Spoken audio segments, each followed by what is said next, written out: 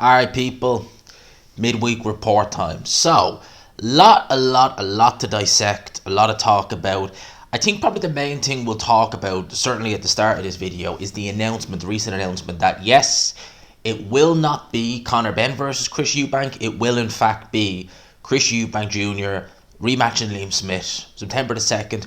The rumour mill was that this was going to take place in London in the O2, but that's not the case. It is happening in the Manchester Arena. I'm not sure. I've heard rumours about some of the fights that are going to be on the undercard, and you never know. Sometimes BoxRec has the fights on the undercard penciled in. Sometimes on BoxRec. Now, just because it's penciled in on BoxRec, I'm not saying it is or not, but just because it might be penciled in on BoxRec doesn't mean that it's actually the case. No, currently they've no word on the undercard. I have heard rumours, and I really hope they are rumours, because God knows I don't want to see this. But I have heard rumours that Fraser Clark will be taking on Dave Allen. In fact, I've actually heard rumours that that fight is accepted for the undercard. Good Lord. Oh, Jesus Christ. I really don't want to see that fight. I mean, Dave Allen is only, 31 years old? You think he's older, but he's not. He's only about 31. And he has had a unbelievably tough career. Like, he has had a really hard career. He's taken some big old beatings in there. And at this point now, I mean, nearly 3 years ago now, he was getting hurt by Usyk in sparring. Quite badly, and Allen was known for having a very, very good chin. And he seemed to check out mentally and physically from boxing. He's come back and had a couple of comeback fights, very low-level comeback fights on Dennis Hobson shows. I think his last fight was in Malta. And you know, that's all well and good. I mean, you can beat those journeymen with your eyes closed, so to speak, but you know, you've not fought a guy with a pulse now for 4 years. Probably David Price is the last guy you fought with a pulse, and you know what happened there. Fraser Clark, although I wouldn't rate him that highly, he should have no bother with Dave Allen. He really shouldn't, and I'd be a bit worried for Dave Allen in that fight, because he's already sounding a little bit on the punchy side. Well, he's been sounding that for a while now. And I really hope that that's not the case and he's not taking that fight, but I suspect he probably would be. In terms of Eubank versus Smith, which is the main talking point here, well, I'm a lot more relieved that it's Liam Smith as opposed to Conor Benn. I really am, because, you know, the Conor Benn situation, they need to get the UCAT situation over and out of the way. Whatever they rule, that's what they rule. We'll wait and see what they rule. But the fact of the matter is we haven't even had a ruling yet. And it just seems like that can is being kicked down the road repeatedly. The fact that Eddie Hearn and Conor Benn were trying to make this fight in Dubai, Abu Dhabi, etc., you know, I think they really did think they could kind of, so to speak, as I remember the judge said to Adrian Broner once, are you trying to duck this court case? It's almost they were trying to duck the UCAT here. And when it became apparent that, okay, look, we're not going to get out of this, in terms of we can't just circumvent it and go here, go there, I was like, well, look, no, don't do the Conor Benn fight. Don't do the Conor Benn Eubank fight. I mean, people genuinely, from what I've seen, don't want to see it. They'd rather see Conor Benn prove his innocence, or at least attempt to. And if he gets a ban, he gets a ban. If he's cleared, he's cleared. We move on. But no one really wanted to see this fight. The public were not clamouring for it.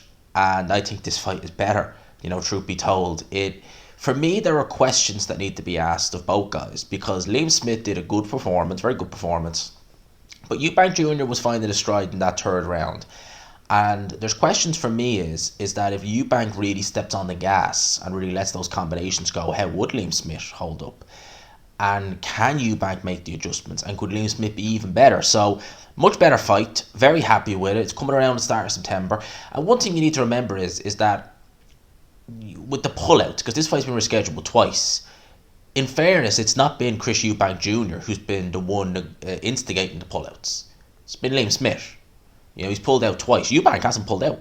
So it's not like Chris Eubank Jr. is the one messing around and, you know, oh, maybe I'll take the Conor Benn fight without actually saying it and just, I've got an injury. You have an injury. It's not been like that. It's actually been Liam Smith is the one pulling out. So I guess you could probably say that maybe they were kind of thinking Conor Benn in the back of their minds, but this was always the main fight for Team Eubank. Let's see, you know, I mean, yes, the first fight only went 4 rounds, but it was an interesting watch for those 4 rounds. And let's see. I think Liam Smith, it's going to be interesting just to see what he will do.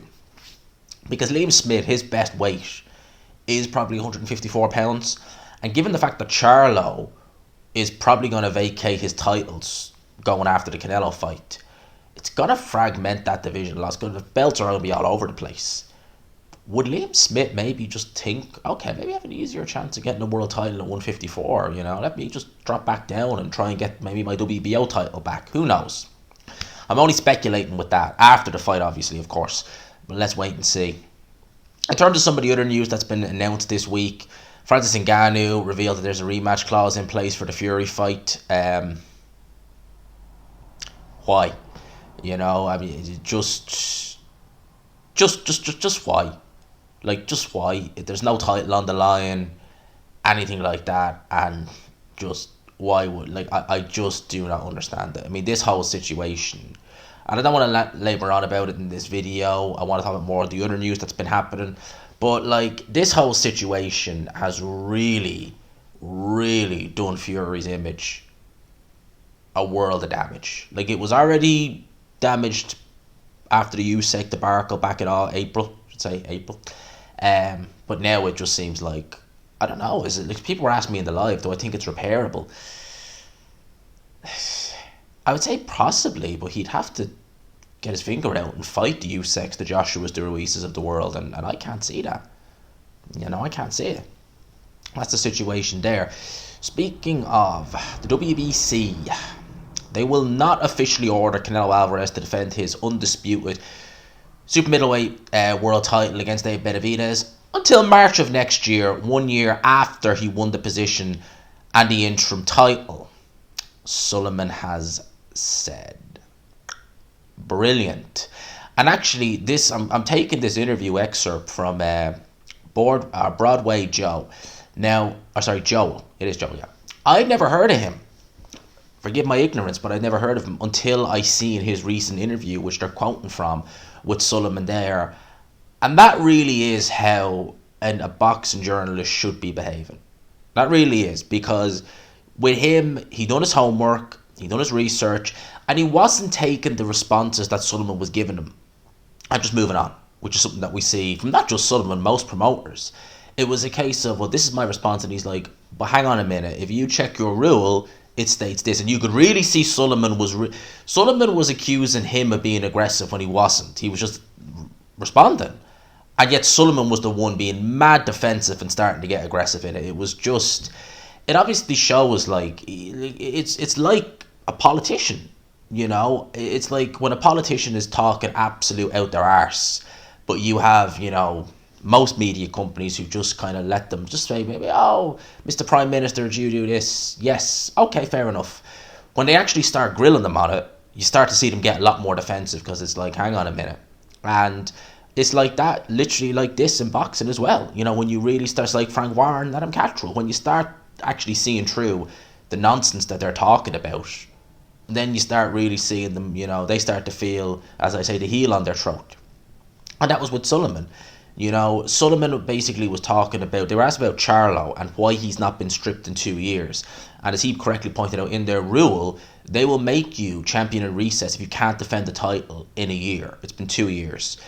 And the way Sullivan explained it, they've worded it in such a way that Sullivan will say this in the rules, where it's like, within a year, you have to defend the title, you're champion in recess.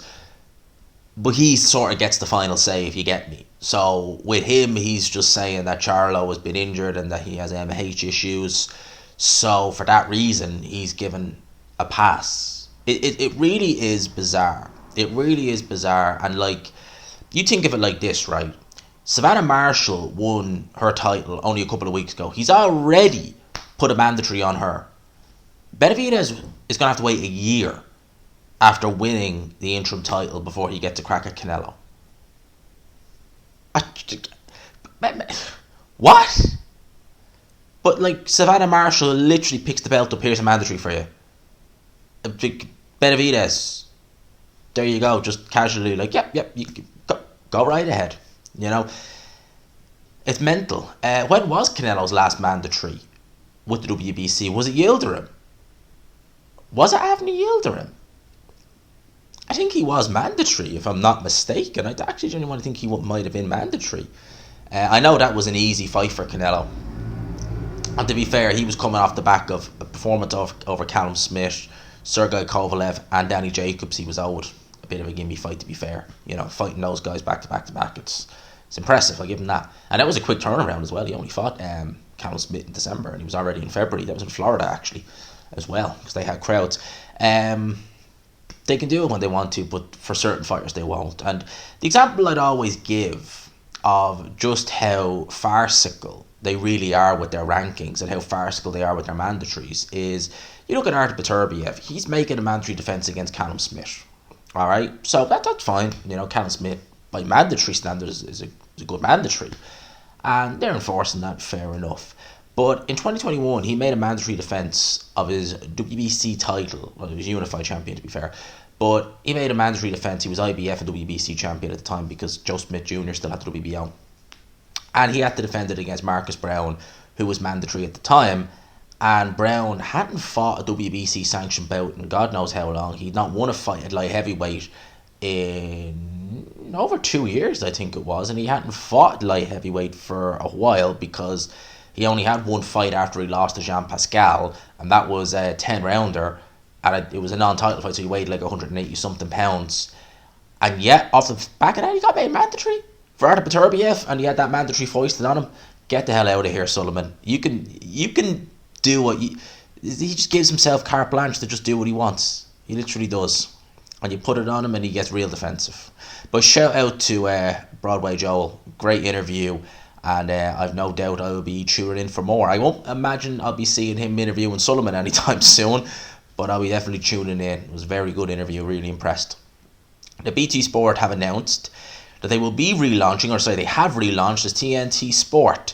They announced Laura Wood will be their new host for major boxing fight nights, along with Carl Frampton as lead analyst. What happens to Paul Dempsey now? Because Paul Dempsey is a fantastic host, and I like Paul Dempsey on BT Sport. Does that mean he's gone now?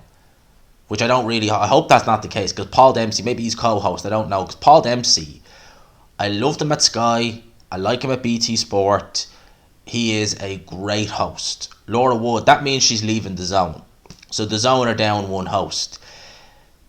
Literally, just get Ade to do the hosting, because Ade is a better host than Laura Woods anyway. Ade actually has enthusiasm, Laura Woods is just there, so...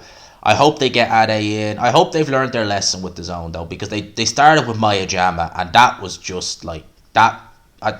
That was just what the hell. She lasted for all of a couple of shows. Laura Woods is alright, but she's just alright. Like Anna Woolhouse is probably a little bit more enthusiastic, but I think Ade, when Laura Woods doesn't host and Ade does it, he does every bit as good a job, better, because he actually has a passion for boxing, so you can tell he's really enjoying it. So I would just say to him, just if I was in charge of the Zone, add a host and see what happens. I'm sure he'd do what he's already done a great job at hosting when she's not there. So I would be hoping that they do that. I would hope that Eddie Hearn doesn't have one of those moments where he decides, or maybe the Zone decides, you know what we need? We need another influencer. We need an influencer or someone like that to be host. Please don't do that. Just get Ade. It's easier. And you could say he's an influencer too, because he's got nearly 50k subs. So there you go. I'm not saying he will get an influencer, but just saying, hypothetically. So please, dear God, please, just get Ade. Please. Because they've already made serious cock-ups with the Zone on some of the people they've brought in to be on their punditry team. We all know about that, but please just get Ade to do the hosting. That would be... I think the majority of fans, 99.9%, would be saying very happy with Ade doing the Zone hosting, because he's already very good as it is. In terms of other news, fights that are being announced, Buatsi versus Dan Azeez, Buatsi confirmed, that's now signed and being targeted for October. So, as I said in a previous video, Dan Azeez, there was talk of Eddie Hearn trying to get him over to Matchroom just to fight Dimitri Bivol. I was kind of like, when I heard that, I was like, I wouldn't have been surprised if Dan Azeez did go to Matchroom, but he's not. He's sticking put with Sky, Boxer and Ben Shalom, and he's going to fight Joshua Buatsi. I think that's a great fight. I think it's an excellent fight. I think it's an intriguing fight. I mean no disrespect whatsoever to Dan Azeez, but it's a fight that Buatsi really should win. He is the more talented of the two. He's younger and he just is more gifted, right? But Dan Azeez is one of the most improved fighters over the last couple of years. I mean, he has been looking tremendous in his fights. And yeah, you could say that the actual depth of his resume is not really there in terms of comparing it to Buatsi, and that's very fair. But what I saw pre-Hosea Burton, I never would have thought he would have came in at that night against Hosea Burton and done what he did. He was a fantastic performance, and he's gone from strength to strength since then. So, Dan Azeez is one of those. He's a fighter who's worked his way up in the small hall scene, and that's not easy. But that is not easy, because a lot of those fights you're not making any money. You're paying to get on them. You're having to sell a load of tickets to recoup the money, and you're coming out with pennies. If it's not for sponsors, you're not making really any money. It's a hard way to come up, it really is. You're hoping to maybe get an away fight or get picked up by a promoter, and luckily that's what happened with Dan Azeez. So I have a lot of respect for Dan Azeez in a lot of ways, and that's a hard way to come up. It's not easy. And a lot of fighters who come up that way, because they've not got the backing, they've not got the managers, they've not got the promoters behind them, networks, etc. There's a lot of times they have to take a fight maybe as an away fighter when they really shouldn't, and they get screwed. They get screwed in the scorecards, a dodgy decision, etc. And you maybe don't get to see them at their full potential. Like, I'll give you a good example. Would be, I know he was knocked out badly by Denzel Bentley a few months ago, but that Kieran Smith is a very, very good fighter. Very good fighter, but for him, it's a case of he's always having to be in the away corner, and he's had to do things the hard way. And I think that's negative. Well, it's definitely negatively affected him. Obviously, Dan Azeez was able to kind of break through that glass ceiling, so to speak. He's going to have this fight with Buatsi, which I think will be a great fight. As I said, be making Josh Buatsi favourite. He really should win it. Like, he really should. But if Dan Azeez wins, I'm not going to be turning around and being like, wow, I never saw that coming. I wouldn't be at all shocked if Dan Azeez wins. He's a good fighter. But I just think that realistically, when I look at it on paper, Buatsi should be winning. He really should be winning. So, but I'll be looking forward to seeing it 100%. So Carl Froch has been on form. I love the way he's been calling Warren Bricktop. Hatman was saying that, and Hatman was one of the first to call him. He might have been the first to call Frank Warren Bricktop, and that's really caught on. So he's got Bricktop and Fish Eyes. I always like the Fish Eyes. That's why I still say Fish Eyes, because damn those eyes. It's just like, you cannot make that up. It just looks... Yeah. But he was talking about Anthony Joshua. So Anthony Joshua has been giving the 2 cents on Rob McCracken and critical of him. Critical that he feels that Rob McCracken was prioritising the Olympians more than he was prioritising him. Now, I'll just touch on actually that as well. There was a few things as well.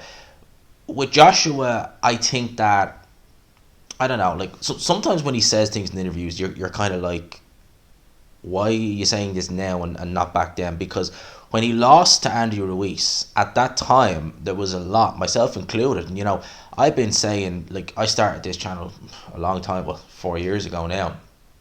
And even before Joshua lost, I was like, Rob McCracken just doesn't seem to fit Joshua. It was just, for me, it just made no sense. Having Joshua McCracken, it just didn't seem to work. And when he lost Andy Ruiz, I was like, okay, just get rid of him. And a lot of people were saying that, get rid of him. And Joshua spoke about loyalty. I don't like it when fighters do that, by the way. I really don't like it when fighters talk about loyalty. Because at the end of the day, you don't have that long to make life-changing money. You only have one career. A promoter, a manager, a trainer. They can have a career that spans decades. And just one big fighter after another, they can make money for however many years, for decades. You can't, so that's why I always say, if you find a trainer who works for you, but you've got a rapport with your current trainer, look, it's nothing personal. I just feel I'd be better off with this trainer. I can still stay your friend, but I just don't want you training me. There you go. Go your separate ways. This promotional deal ain't working out. They're offering me more money, more opportunities. See you later. You've been a good manager, but I know he'll take me to the next level. He has better connections, etc. Those are examples. There's nothing wrong with that. because you only have, as I said, a finite window to make it. So when he was talking about loyalty in 2019, I was like, God damn it. And then obviously when he lost to Usyk, it was gone. It was on to Robert Garcia, and now obviously it's on to Derek James, who I think is doing very good with Anthony Joshua. And I think that he should have done this a lot longer ago. I think he should have done it in 2018, truth be told. In terms of kind of like saying it now, it's like, you didn't say it back then, you're saying it now. And obviously Carl Froch was trained by Rob McCracken. He's very close with Rob McCracken. Where was it? I don't know if that's the quote actually, but I just know I seen it. Where was it? I'll find the quote now when I said. But a lot of people are saying that Carl Froch is salty and he's bitter. He says, why is he being so sensitive? If somebody got a bit of constructive criticism, he should take that, especially someone who's recently been inducted into the Hall of Fame. He had to get that in there. He needs to grow up a little bit and grow a pair. Carl Froch pulling no strings. I'm sure there was quotes here where he was talking about Joshua and McCracken, which I cannot seem to possibly find. Oh yeah, here it is. He says he guided me to an Olympic gold medal in 2012, Olympic champion, and he guided me to not one but 2 world titles. And he's got the audacity and the disrespect to say he wasted years with McCracken. Well, I agree with him. He did waste years with McCracken.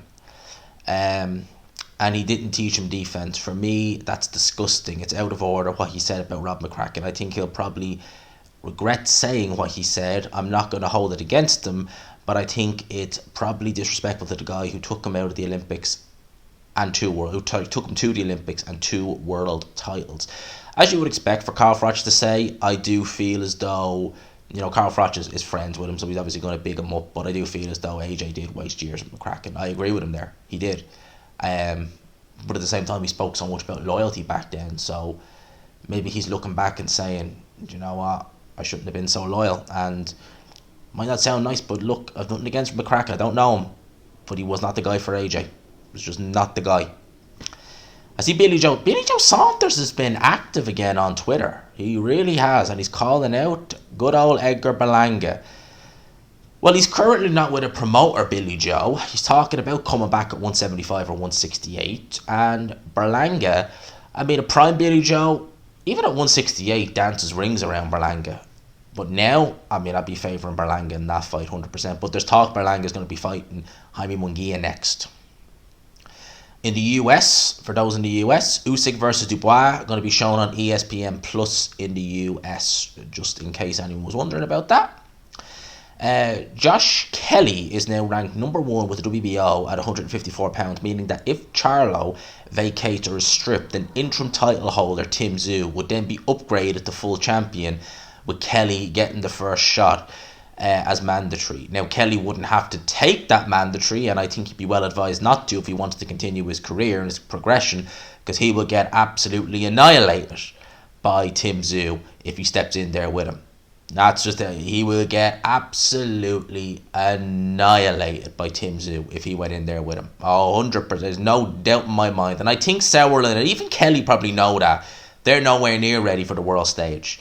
If they sent him in with Tim Tszyu, he would get obliterated. Absolutely obliterated. Bakidir,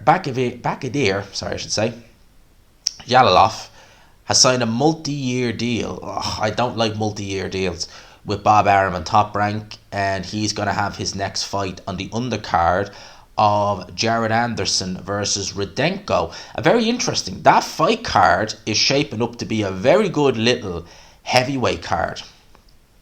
So he's going to be on the undercard, Yalalov, and I'm nearly sure Jagba's going to be on there as well. Hang on a sec.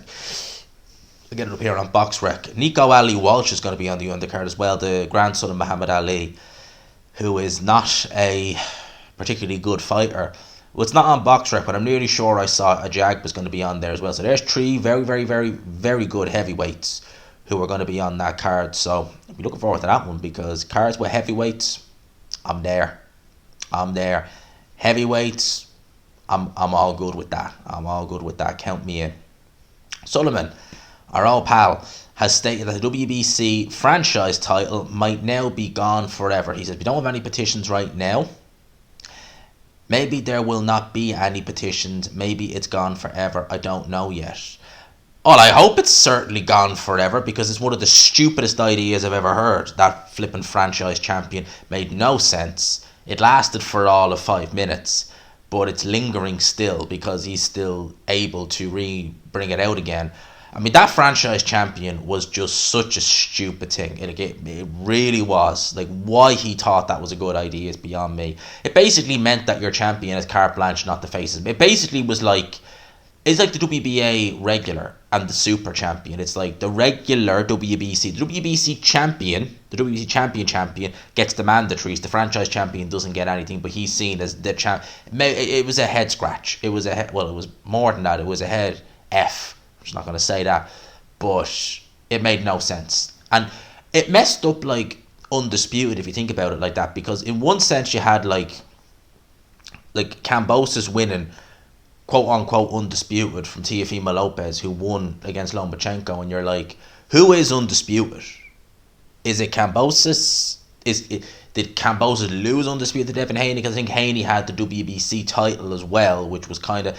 It made no sense whatsoever. I hope to God they never bring that back. I really, truly hope to God they never bring it back because it was absolutely flipping stupid. No idea why they thought that would be a good idea.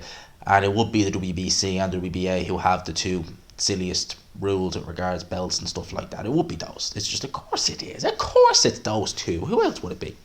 Anyway, people, I will leave you with that. I hope you enjoyed the video. I think I went a bit longer than I normally do midweek reports. There's a lot to talk about. And I'm just worried because the battery was on like less than 30%. And I've talked for probably nearly a half hour now. So let's just hope it's still... Let's hope I'm not talking to a blank screen.